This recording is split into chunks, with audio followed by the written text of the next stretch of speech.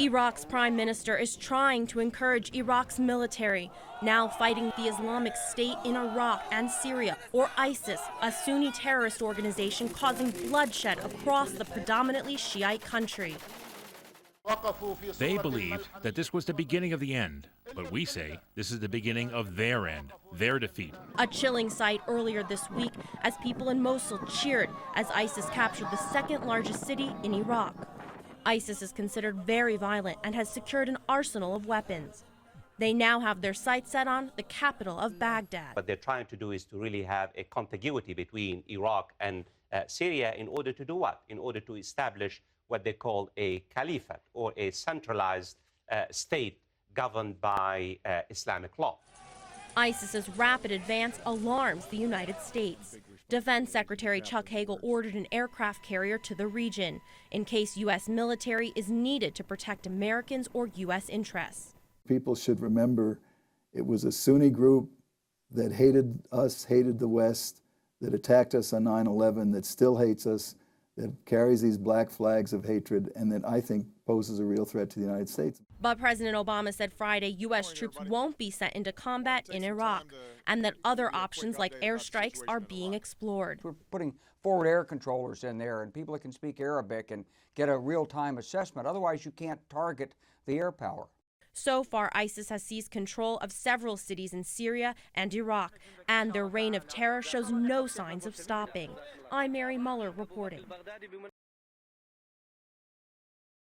The Iraqi military is trying to stop the Islamic State in Iraq and Syria, or ISIS, from taking over the capital of Baghdad. New video released by the Iraqi Defense Ministry appears to show aerial strikes targeting ISIS's positions in the country. The terrorist organization has already captured several cities in Syria and Iraq, including Mosul, Iraq's second largest city. Their goal, to establish one state ruled under Islamic law. A former member of the Obama administration blames poor leadership by Iraq's Prime Minister, Nouri al-Maliki, for the violence. He's failed to really integrate the Sunni political leadership into his government. He's engaged in really kind of putting together a sectarian and authoritarian state. Now ISIS's bloodshed over the predominantly Shiite country is being revealed. These chilling images appear to show the capture of dozens of men marched into fields, lined up, and then executed. Critics of President Obama's decision not to send U.S. troops into combat in Iraq are speaking out. If Baghdad falls, if the central government falls, a disaster awaits us of monumental proportions. We have got to get in there, work with a political solution with Iraq, but push back this very evil organization. However, the president did say other options like airstrikes are being explored. Defense Secretary Chuck Hagel ordered an aircraft carrier to the region to give the president flexibility should military options be needed to protect Americans or U.S. interests. I'm Mary Muller reporting.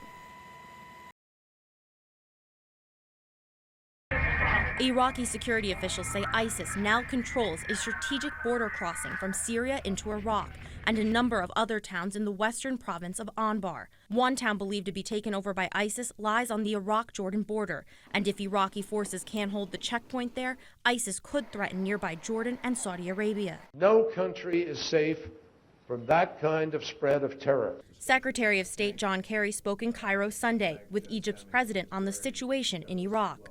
He asked Arab countries to resist funding Sunni militants. ISIS is advancing, and sources say the group is closing in on Baghdad. So Iraqi forces are moving towards the capital. This video appears to show them destroying ISIS's vehicles. But Iraqi forces have withdrawn from several towns as they await more troops. They are also facing some local tribes in the country who support ISIS. The Obama administration is sending about 300 U.S. military advisors to the country. They'll gather intelligence and advise Iraqi forces in what many say is protecting U.S. interests.